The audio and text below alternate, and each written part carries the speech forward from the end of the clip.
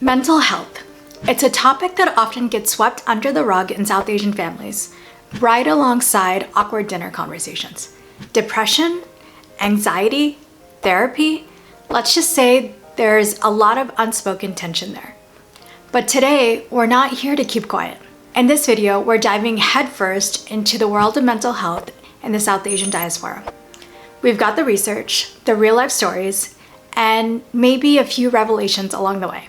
Let's start with Aishath Shahama, a PhD student at the University of Bolton School of Psychology, who's been digging deep into the mental health of South Asian communities. Hi, my name is Aishath Shahama. I'm a Maldivian PhD student at the University of Bolton, Greater Manchester. I'm currently in my final year of my PhD. My director of studies is Professor Jerome Carson. The aim of my PhD research is to understand the concept of mental health stigma as it applies to South Asian populations. I've conducted an empirical study over with 500 participants looking at the existing attitudes, beliefs, and actions towards people with mental health conditions among people of South Asian heritage, including the Maldives, India, Pakistan, and Bangladesh. I've also interviewed 15 individuals who have a mental health diagnosis to explore their lived experience of stigma. Using a semi-structured interview, I'll also investigate the effectiveness of mental health stigma interventions and interview mental health professionals. About 85% of participants stated they did not have a mental health condition, and 23.6% of participants said history of mental health condition, whilst the majority, 95.5%, believed had neither experienced or witnessed stigma themselves or towards others, while 22.1% and 24.8% experienced or witnessed stigma, respectively. Experiences of the interview participants include misdiagnosis, labeling, trauma, family issues, sexual abuse, suicide, stigma by association, and conflict with a mental health practitioner and family member in denial of their mental well-being and refusing to get help. Spoiler alert, her research uncovers a pattern of silence. A silence so thick, you could probably cut it with a knife.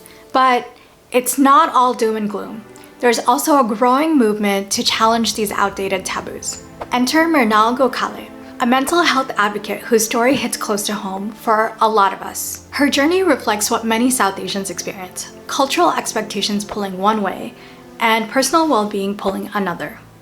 And if you grew up in the 90s like her, you'll probably recognize the dance between, okay, therapy might be acceptable, and the hard no on medication. I never got evaluated for anything when I was a kid. I think that has something to do with like half kind of being in denial, half kind of like not being educated and exposed to it, being that I was a 90s baby. My parents, I noticed, seem pretty neutral-minded about my going to therapy, but they vehemently disapprove of me taking medications. And that's something that no matter how hard I've tried to get them to see from my perspective is something we just won't ever see eye to eye on. Mrinal also noticed something interesting. Parents' attitudes towards mental health tend to evolve, but usually not until things get really serious.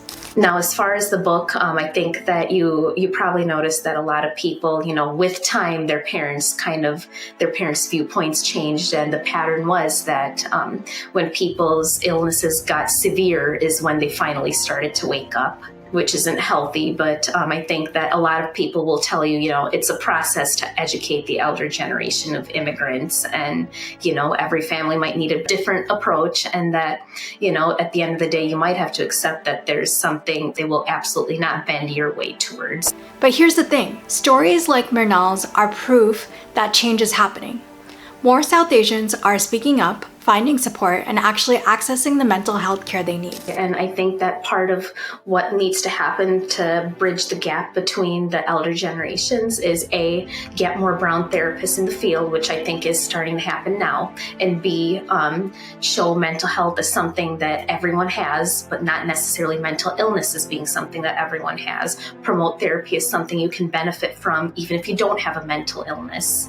Even if nothing in the DSM-5 applies to you, but you just need help with self-improvement and accomplishing certain goals that the general suggestions from family and friends may not be able to help you to get to. The silence, it's breaking. One conversation at a time.